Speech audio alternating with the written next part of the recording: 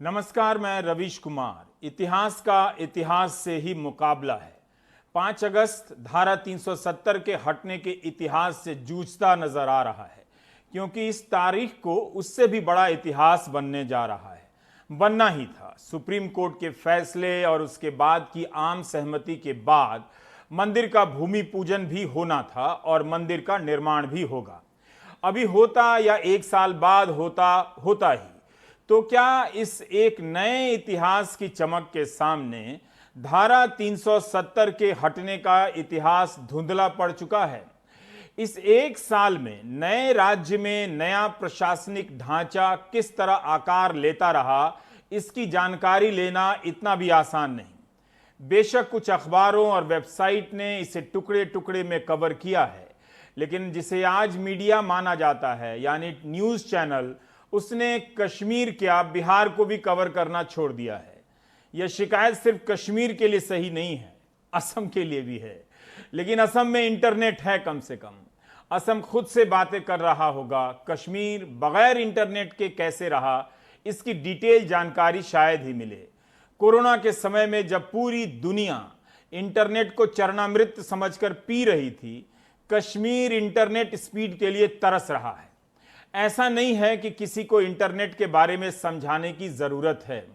आप सूचना प्रसारण मंत्री के इस संबोधन से ही समझ सकते हैं कि इंटरनेट कितना जरूरी है।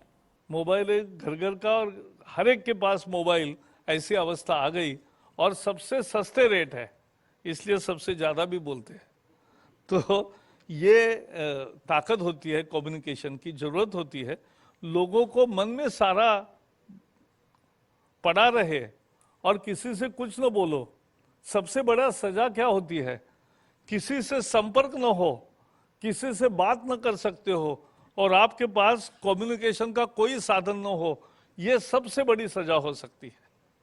और इसलिए कम्युनिकेशन का एक बहुत महत्वपूर्ण औजार कम्युनिटी रेडियो। आपके पास कम्युनिकेशन का कोई साधन ना हो, इससे बड़ी सजा क्या हो सकती है? जो बात सरकार को मालूम है, उसे सरकार को ही क्यों बताना? इसके बाद भी गृहमंत्री अमित शाह 29 सितंबर 2019 को Nehru memorial museum and library में पूर्व नौकरशाहों के कार्यक्रम में कहते हैं कि टेलीफोन का ना होना मानवाधिकार का उल्लंघन नहीं है, और वे इसे पहले हुए मानवाधिकार के उल्लंघन से जोड़ देते हैं, ये भूलते हुए कि इन उल्लंघनों के आरोप राज्य पर भी लगे हैं। एक दौर चालू हुआ आतंकवाद का, जिसने अब तक 41,800 लोग मारे गए हैं। 41,000। ह्यूमन राइट के सवाल उठाने वालों को मैं पूछना चाहता हूं, 41,800 लोग मारे गए हैं, इनकी विधवाओं के ह्यूमन राइट की कभी आपने चिंता की है? इनके यतीम बच्चों के ह्यूमन राइट की कभी आपने चिंता की है क्या? टेलीफोन की सेवाएं नहीं मिलती है, वो ह्यूमन राइट लगता है? 41,800 लोग मारे गए, कहते कम्युनिकेशन के साधन बंद करके। सारी की सारी लैंडलाइन चालू है और 10,000 नई लैंडलाइन दी है। 6,200 पीसीओ खोले हैं जनता की बात करने के लिए। 5 अगस्त को धारा 370 हटी थी 2019 को, तब कश्मीर से इंटरनेट भी हट गया। रॉयटर ने 9 अगस्त को एक रिपोर्ट फाइल की और बताया कि कश्मीर में अंग्रेजी और उर्दू के 180 अखबार निकलते हैं, छोटे और बड़े। इनमें से 5 का ही प्रकाशन हो रहा है। कश्मीर के पत्रकार तड़प गए, खबरें जहां थीं वहीं रह गईं। कश्मीर के पत्रकारों ने कई बार प्रदर्शन भी किए कि कम से कम इंटरनेट की स्पीड की तो सुविधा मिल जाए। धारा 370 के हटने के 5 दिनों बाद, यानी 10 अगस्त 2019 को पत्रकार अनुराधा भसीन सुप्रीम कोर्ट चली गईं कि सरकार ने इंटरनेट बैन किया है। क्यों बैन किया है, इसे जनता को नहीं बताया है। फैसले के बारे में जनता को बताना चाहिए, जो नहीं बताया गया। इस याचिका में कहा गया कि पूरी तरह इंटरनेट और टेलीकॉम बंद कर देने से प्रेस की स्वतंत्रता पर भी असर पड़ा है। रिपोर्टर और फोटो पत्रकार सूचनाएं नहीं भेज पा रहे हैं। इस याचिका पर फैसला आने में 5 महीने लग जाते हैं। 10 जनवरी 2020 को सुप्रीम कोर्ट का फैसला आता है कि इंटरनेट बैन करने के फैसले के बारे में जनता को बताया जाए। याचिकाकर्ता की इस मामले में सीमित जीत होती है और एक कमेटी बनाने के आदेश होते हैं जिसे कहा जाता है कि हर सप्ताह इन हालात की समीक्षा की जाए। सुप्रीम कोर्ट के फैसले में साफ साफ कहा जाता है कि सरकार धारा 144 का इस्तेमाल कर विचारों की विविधता को नहीं दबा सकती है। इंटरनेट के माध्यम से अभिव्यक्ति संविधान के आर्टिकल 19 के तहत मौलिक अधिकार है। इंटरनेट के जरिए व्यापार भी मौलिक अधिकार है। 24 जनवरी 2020 की खबर के मुताबिक 2G सेवा घाटी में बहाल की जाती है, लेकिन 26 जनवरी को सुरक्षा कारणों से फिर से स्थगित भी कर दी जाती है। फिर उसके बाद ये शुरू कर दी जाती है। अब इसके बाद फाउंडेशन ऑफ मीडिया प्रोफेशनल्स ने सुप्रीम कोर्ट में एक याचिका दायर की कि राज्य में 8 महीने से वेबसाइट पर बैन है। अब महामारी आ गई है, राज्य को इंटरनेट से वंचित करना समझ से बाहर है। मेडिसिन के लिए बहुत जरूरी है। इसके बगैर राज्य की जनता के साथ देश की तुलना में भेदभाव हो रहा है। जनवरी के आदेश में कमेटी बनाने की बात थी। वो कमेटी बनती है 11 मई को, जब सुप्रीम कोर्ट 3 सदस्यों की कमेटी बनाता है। इसके अध्यक्ष गृह सचिव बनाए जाते हैं, यानी उन्हें ही अपने फैसले की समीक्षा करने का अधिकार दे दिया जाता है। 4G सेवा बहाल नहीं होती है। जून के महीने में याचिकाकर्ता फिर से कोर्ट जाते हैं और कहते हैं कि कमेटी अभी तक नहीं बनी है, जो अदालत की अवमानना है। सरकार कहती है कि कमेटी बनाई गई है और इसके फैसले सीलबंद लिफाफे में कोर्ट को सौंप दिए जाते हैं, जबकि कोर्ट का ही आदेश है कि इंटरनेट बैन करने के फैसले को प्रकाशित किया जाए, यानी जनता को बताया जाए। 16 जुलाई की सुनवाई में अटॉर्नी जनरल के वेणुगोपाल कहते हैं कि कमेटी ने मई और जून की अलग अलग बैठक में हालात की समीक्षा की है, शिक्षा, स्वास्थ्य, बिजनेस पर असर का आकलन किया है, लेकिन राज्य में आतंकवाद बढ़ता जा रहा है। इसलिए स्पेशल कमेटी ने इस मसले को 2 और महीने के लिए टाल दिया है। 11 मई को कमेटी गठित करने के फैसले के बाद 4 ऐसे आदेश जारी हुए हैं जिनके तहत इंटरनेट बैन करने की समय सीमा बढ़ाई गई है। 8 जुलाई को जम्मू कश्मीर में मोबाइल इंटरनेट की स्पीड को धीमा करने का आदेश जारी किया जाता है। यह सब मीडिया रिपोर्ट से बता रहा हूं। जनवरी के आदेश में सुप्रीम कोर्ट ने इंटरनेट के बैन को मौलिक अधिकार से जोड़ा था। बाद के आदेशों में यह कसौटी गौण होती चली जाती है। इस दौरान 80 लाख की आबादी ने बगैर पूरी स्पीड के इंटरनेट के कैसे अपना जीवन जिया, इसकी बारीक डिटेल आपको नहीं मिलेगी। महामारी के दौर में इंटरनेट के कितने गुण गाए जा रहे हैं। कश्मीर में इंटरनेट आतंक का ही जरिया बताया जा रहा है और बैन किया जा रहा है। नोटबंदी के जरिए आतंकवाद खत्म होने का दावा किया गया था। वैसे ऐसा नहीं है कि कश्मीर में विकास को लेकर केंद्र सरकार ने 5 अगस्त के बाद ही पहल की है। 7 नवंबर 2015 को प्रधानमंत्री ने शेरे कश्मीर स्टेडियम में राज्य के लिए 80,000 करोड़ के पैकेज का ऐलान किया था और राज्य में कॉल सेंटर बनाने पर जोर दिया था ताकि युवाओं को रोजगार मिले। इस दिशा में कितनी प्रगति हुई यह आधिकारिक रूप से नहीं बता सकते। हुई होती तो जरूर सरकार के विज्ञापनों में दिखता, लेकिन प्रधानमंत्री के उस भाषण से लगता है कि कश्मीर के युवाओं के लिए इंटरनेट कितना जरूरी है वो भी मानते हैं। Information ways, optical fibre network, digital network, विश्व के साथ जुड़ने के लिए हमारे मोबाइल फोन पर दुनिया हो, वो नेटवर्क कश्मीर की धरती पर मिलना चाहिए। और जो मुफ्ती साहब कॉल सेंटर की बात करते थे, जिसके कारण नौजवान को रोजगार मिले, यहां का नौजवान बड़ी आसानी से अंग्रेजी बोल लेता है, थोड़ी सी पढ़ाई करे वो अंग्रेजी में तैयार हो जाता है। अगर हम कॉल सेंटर्स का नेटवर्क खड़ा करते हैं, हमारे नौजवान को यहीं पर रोजगार मिल सकता है और उसको हम बल देना चाहते हैं। उसी प्रकार से बुजुर्गों के लिए बीमारी हो, अच्छे दवाखानों का नेटवर्क हो, दवाइयां उपलब्ध हो, हमारे अस्पताल बने, छोटी जरूरत हो जहां छोटा, बड़े की जरूरत हो बड़े, चाहे जम्मू हो, चाहे लद्दाख हो, चाहे श्रीनगर हो। हमने आधुनिक एम्स अस्पताल उसको बनाने की दिशा में आगे बढ़ रहे हैं, जिसका लाभ जम्मू को भी मिलेगा, श्रीनगर को भी मिलेगा। हम आईआईटी शुरू करना चाहते हैं, आईआईएम शुरू करना चाहते हैं, ताकि हमारे नौजवान को उत्तम से उत्तम शिक्षा मिले और सस्ते से सस्ती शिक्षा मिले। ये उत्तम से उत्तम शिक्षा, सस्ते से सस्ती शिक्षा, और वो भी ग्लोबल लेवल की। जब प्रधानमंत्री यह भाषण देते हैं शेरे कश्मीर स्टेडियम में, तब भी घाटी में आतंकवाद था। इस पूरे भाषण का एक ही सार है, अगर इंटरनेट का नेटवर्क ना हो तो प्रधानमंत्री ने जो कहा था 2015 में, उसे पूरा करना आसान नहीं है। वैसे भी 2015 में 80,000 करोड़ के पैकेज की घोषणा हुई थी। 5 साल बाद उसकी समीक्षा हो सकती है। 6 दिन पहले 29 जुलाई को विजेता सिंह एक उच्च अधिकारी को कोट करते हुए हिंदू अखबार में रिपोर्ट करती हैं कि 80,000 करोड़ के पैकेज में से 63 प्रोजेक्ट की घोषणा हुई थी, जिनमें से अब तक 17 ही पूरे किए गए हैं और 49% फंड का इस्तेमाल हो चुका है।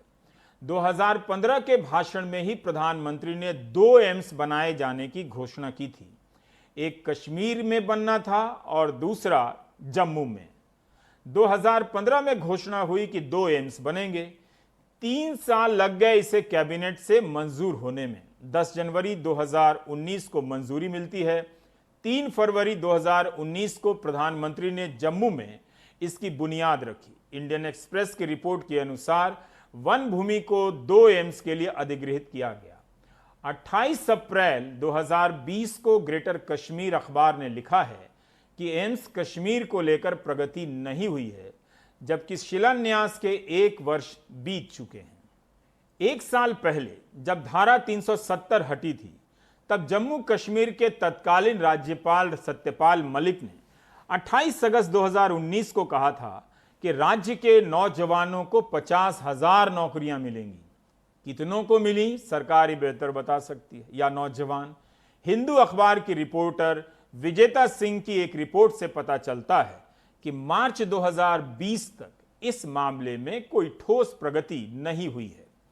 8 मार्च 2020 की इस रिपोर्ट के अनुसार गृह मंत्रालय ने संसद की स्थायी समिति को बताया है कि केंद्र शासित प्रदेश जम्मू कश्मीर के विभिन्न विभागों में 84,000 पद खाली हैं। नियुक्ति की प्रक्रियाएं शुरू नहीं हुई हैं क्योंकि कई चीजों के डिटेल का पता लगाया जा रहा है। नौकरियों की संख्या 50,000 से 84,000 हो जाती है, मगर मिलती नहीं है। कब मिलेगी, इस 1 साल के दायरे में कोई हिसाब नहीं है। उम्मीद है सरकार खुद ही बता देगी। सरकारी भर्तियों का हाल हर राज्य में वैसे एक सा है। इस नज़र से देखेंगे तो क्या राजस्थान, क्या यूपी और क्या जम्मू कश्मीर। तालाबंदी और इंटरनेट के कारण जम्मू कश्मीर का व्यापार झटका खा गया। कश्मीर चेंबर ऑफ कॉमर्स के अध्यक्ष शेख आशिक अहमद का बयान है कि 5 अगस्त 2019 के बाद से 40,000 करोड़ से अधिक के व्यापार का नुकसान हुआ है। आज 1 साल बाद हमें यह भी नहीं पता कि नए केंद्र शासित प्रदेश के भीतर किस तरह से नए प्रशासनिक ढांचे आकार ले रहे हैं, लोगों का जीवन कैसे बदल रहा है। 1 साल होने पर नजीर मसूदी की ये रिपोर्ट देखिए।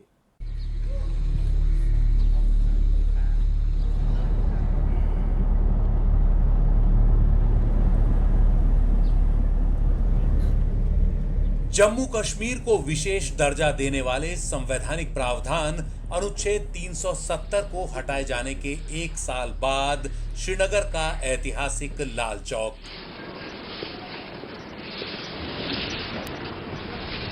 अनुच्छेद 370 हटाने की बरसी के मौके पर विरोध प्रदर्शनों को रोकने के लिए शहर में 2 दिन का कर्फ्यू लगा दिया गया है।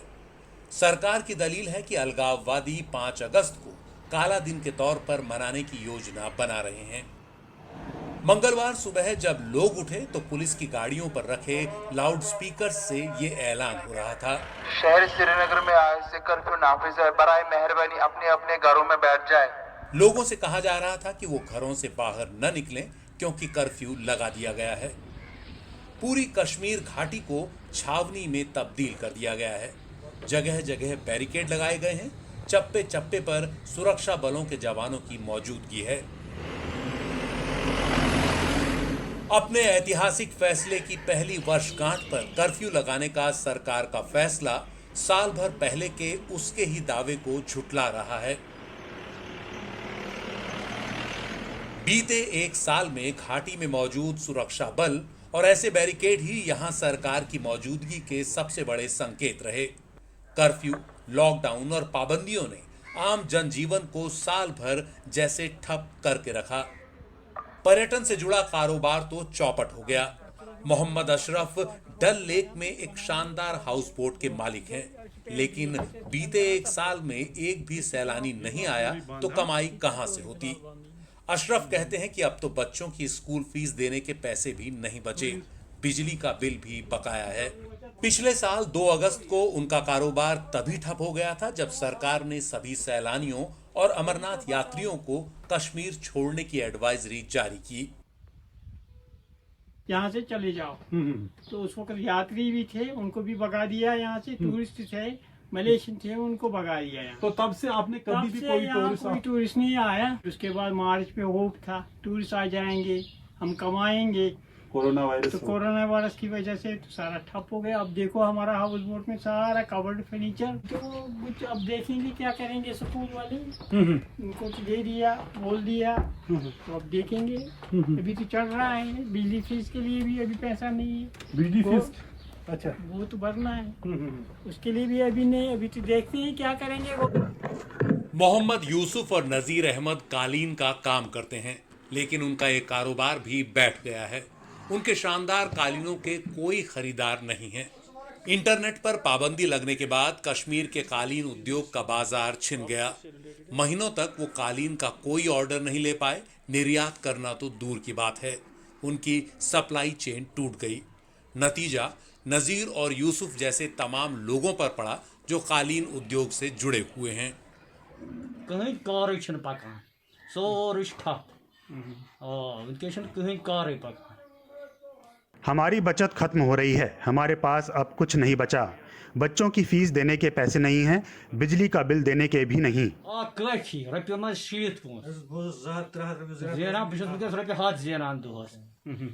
स्कूल बच्चे तम गे बिहित, तुद फीस तस मिलान कहें। वस सोरे ठप ठप बिहित। तुम वन क्या माल सह वटन मजन वस। हमने ऑनलाइन सिस्टम किया था, हम ऑनलाइन सेल करते थे, शॉल्स थे, कारपेट्स थे। अभी क्या है, तब से डोमेन चार्जेस भी हमने मतलब भरने पड़े, होस्टिंग चार्जेस भी भरने पड़े। कुछ नहीं है, मतलब नेट से आजकल जिंदगी मतलब रेस चलती है, मतलब सब कुछ डिपेंडेंट है नेट पे। पिछले एक साल से मैंने एक शॉल नहीं भेजा है, एक कारपेट नहीं भेजा है। सरकार ने ये दावा किया था कि पहले 3 महीनों में, जब ये 5 अगस्त का फैसला हुआ, उसके बाद 3 महीनों में 50,000 भर्तियाँ की जाएंगी सरकारी महकमों में। अभी तक एक भी नहीं हुई है, सिर्फ कुछ महीनों से एडवर्टाइज किए गए हैं। सरकार ने ये भी कहा था कि यहाँ बड़ी इन्वेस्टमेंट आ जाएगी, एक पैसे की भी अभी इन्वेस्टमेंट ज़मीन पे नहीं आई। सरकार ने ये कहा था कि यहाँ अमन आ जाएगा, मिलिटेंसी ख़त्म होगी, अलगावाद खत्म होगा। अगर अमन है तो आज पहली बरसी के कर्फ्यू की ये लाल चौक की तस्वीर खुद बयान करती हैं कि यह हालात कैसे हैं।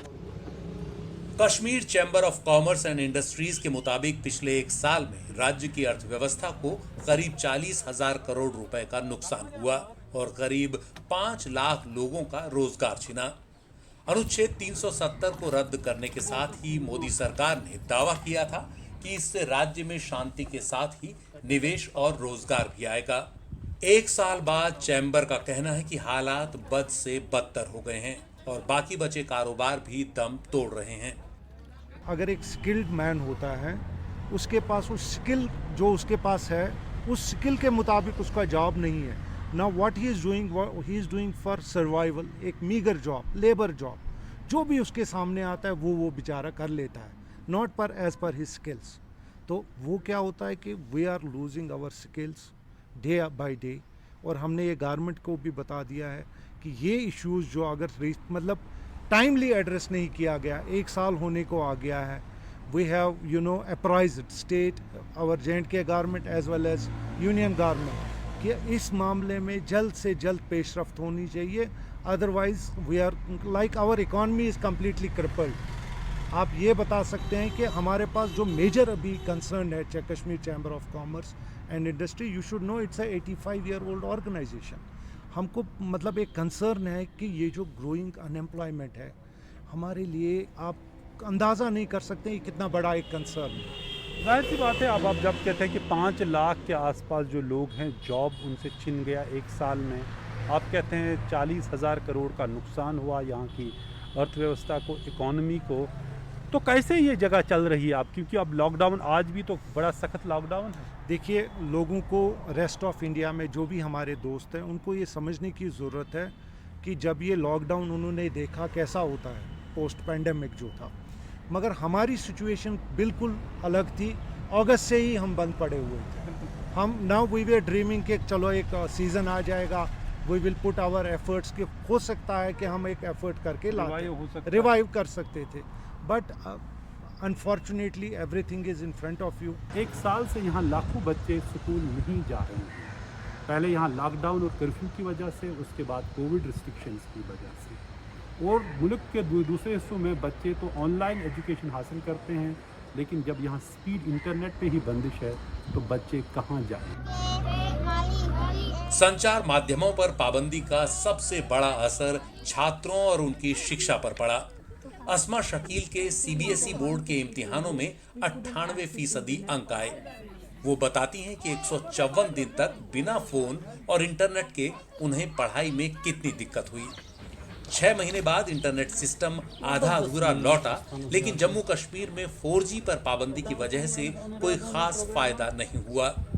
पिछले साल 5 अगस्त के बाद से कर्फ्यू की वजह से लाखों छात्र स्कूल नहीं जा पाए, और जब कुछ उम्मीद बनती दिखाई दी तो कोरोना की वजह से लॉकडाउन ने वो भी खत्म कर दी। मार्च में लॉकडाउन लग गया। After 5th of August, approximately, not approximately, specifically for 154 days, मैं 154 दिन तक अपने माता पिता या किसी भी दोस्त से बात नहीं कर पाई। जो भी मुझे जानता था या चाहता था कि मैं यूनिवर्सिटी का फॉर्म भरूं, उन्हें मेरी मदद करने में काफ़ी मेहनत करनी पड़ी। Anybody who I knew. So, of course, the whole process got hampered. I had to run errands. Everybody who knew me, everybody who wanted me to apply had to work harder. अनुच्छेद 370 हटाना कितना कामयाब रहा है, इसे दिखाने के लिए सरकार दिल्ली से पत्रकारों को यहाँ लेकर आई। उन्हें चुनी हुई जगहों पर घुमाया गया।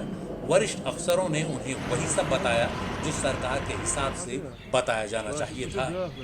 लेकिन जमीन पर ये खाली पड़ी सड़कें, सूनी गलियां और भारी सुरक्षा बंदोबस्त बता रहे हैं कि अनुच्छेद 370 हटाए जाने के 1 साल बाद भी कश्मीर घाटी का हाल क्या है, और सरकार का ये ऐतिहासिक फैसला कितना नाकाम साबित हुआ है।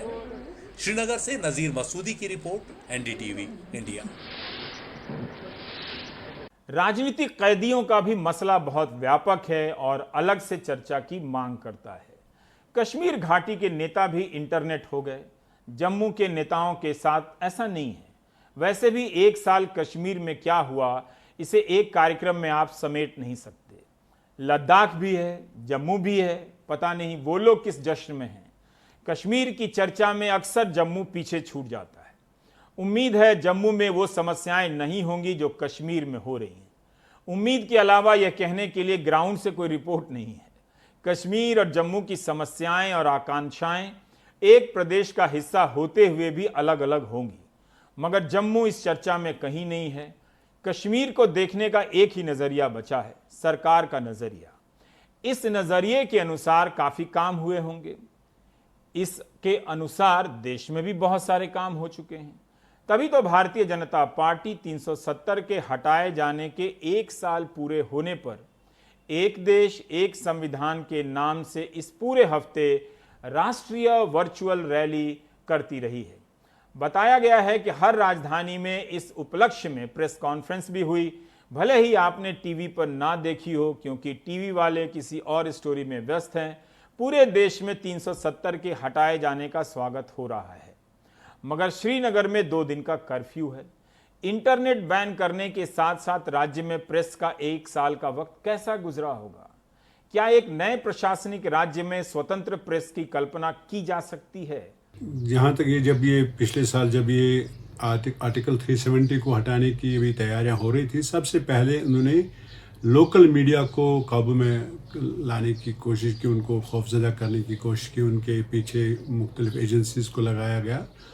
और फिर उसके बाद हम देख रहे हैं कि यहाँ के लोगों की जो तवक्कात हैं लोकल मीडिया से, वो गालिबन पूरी नहीं हो रहे हैं। काफ़ी मतलब क्या नाम है, मायूसी है। अब कोविड लॉकडाउन है तो यहाँ के सियासतदान, चाहे वो मेन स्ट्रीम पॉलिटिशियन हो या सेपरेटिस्ट पॉलिटिशियन हो या मीडिया हो, ये सब कोविड-19 के पीछे छिप रहे हैं आजकल, क्योंकि कोई एक्टिविटी है नहीं तो जिसको इन्हें कवर करना पड़े, फिर सोचना पड़े क्या कहें, हुकाम किससे नाराज़ हो जाएंगे। तो आज अब मीडिया पॉलिसी भी आ गई है, ये किसी भी इवेंट को आप कवर करेंगे, आपके पास सबूत होना चाहिए 100%, नहीं तो कहेंगे फेक है, और अगर फेक भी नहीं कहेंगे, कहेंगे एंटी नेशनल है, तो फिर आपको जेल भेज सकते हैं। तो लेकिन अभी तक ये मीडिया पॉलिसी आने के बाद भी अभी तक यहाँ के मीडिया ने, चाहे मैं ये ज़रूरी नहीं कि लोकल मीडिया में, ओवरऑल मीडिया की बात कर रहा हूँ, उसको रेजिस्ट किया।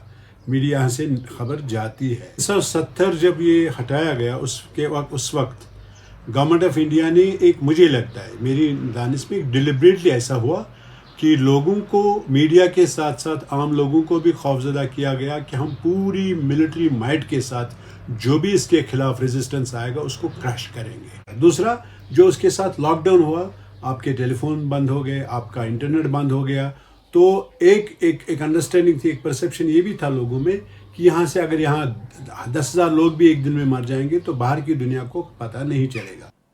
प्रेस की ज्यादा चिंता नहीं करनी चाहिए। एक खत्म हो चुके पेशे को, एक रौंद दिए जा चुके पेशे को लेकर आप अपना समय बर्बाद ही करेंगे। धोखा हलवाई ने नहीं दिया है, उसने तो बता दिया है कि सिर्फ डिब्बा है, भीतर मिठाई नहीं है।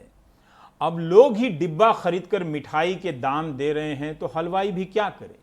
बस मिठाई बनाने वाले कारीगरों का रोजगार चला गया है। आपको पता भी नहीं चला होगा कि कोविड-19 के दौर में कितने पत्रकारों की नौकरी चली गई। ऊपर से आप अपनी नौकरी जाने पर उन्हीं पत्रकारों को खोज रहे हैं। कमाल है। 5 अगस्त के माथे पर इतिहास पगड़ी बांधे हुए आ रहा है। पगड़ी बांधकर सर ऊंचा किया जा सकता है, कद ऊंचा नहीं किया जा सकता।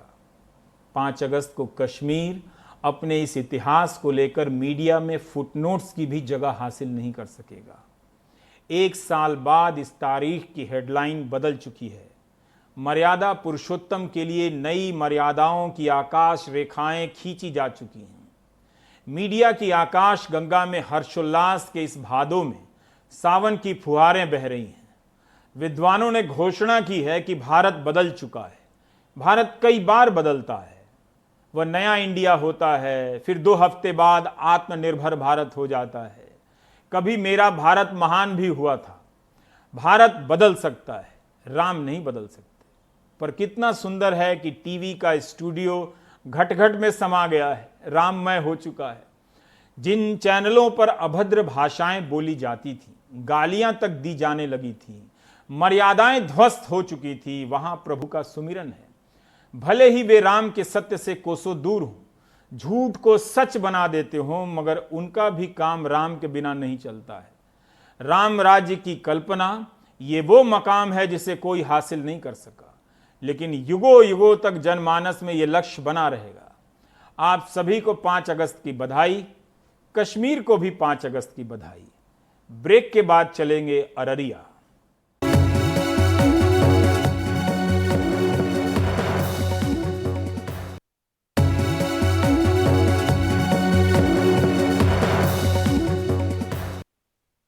अब बात बिहार के अररिया से सामने आई एक कहानी की।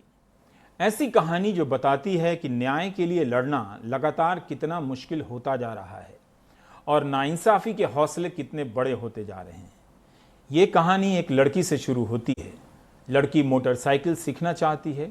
वह अपने दोस्त की मदद लेती है। वह दोस्त कथित रूप से अपने कुछ दोस्तों के साथ मिलकर एक दिन उसका रेप करता है। इतने भर से मत सिहरिए, आगे की कहानी भी सुनिए। लड़की एक सामाजिक संगठन के साथ थाने और अदालत तक पहुंचती है। वह चाहती है कि उसका जो बयान दर्ज किया गया है वह उसे पढ़कर सुनाया जाए। ये बात इंसाफ करने वाले को अपनी तौहीन लगती है। उसके बाद जैसा रिवाज है, आईपीसी की धाराएं खोज खोज कर निकाली जाती हैं। बलात्कार की पीड़िता को भी जेल भेज दिया जाता है। उसकी मदद कर रहे 2 सामाजिक कार्यकर्ताओं को भी जेल भेज दिया जाता है। पीड़ित 7 दिन तक जेल में रहती है और फिर उसे जमानत मिल पाती है, लेकिन बाकी 2 लोगों की जेल लंबी खींचती जाती है। आखिर उन्हें सुप्रीम कोर्ट आना पड़ता है। पूरे 25 दिन बाद आज इन 2 लड़कों को जमानत मिल गई है। जमानत देते हुए जस्टिस अरुण मिश्र ने कहा है, ये बिल्कुल अनुचित आदेश था। देखिए इंसाफ की विडंबना की ये पूरी कहानी। इंसान को अछूत और गुलाम किया है, इंसान को अछूत और गुलाम किया है, कैसा ये कर्म है, कैसा ये कर्म है। अररिया में चल रही प्रतिरोध की इस नुक्कड़ सभा में दर्शक के तौर पर एक लड़की भी शामिल थी, बस 22 साल की लड़की।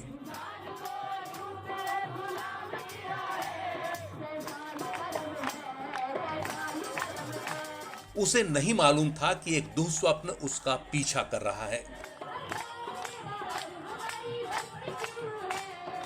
ये लड़की किसी तरह 5वीं तक पढ़ पाई, घर में काम करती है, एक सामाजिक संगठन में भी आती जाती है। वो साइकिल चलाना जानती है, मोटरसाइकिल सीखना चाहती है। शायद यही उसका बड़ा गुनाह साबित हुआ, कुछ चाहना। जिस दोस्त पर उसने भरोसा किया, वो 6 जुलाई की रात उसे घर छोड़ने की जगह अचानक बांसों के इस झुरमुट में ले आया।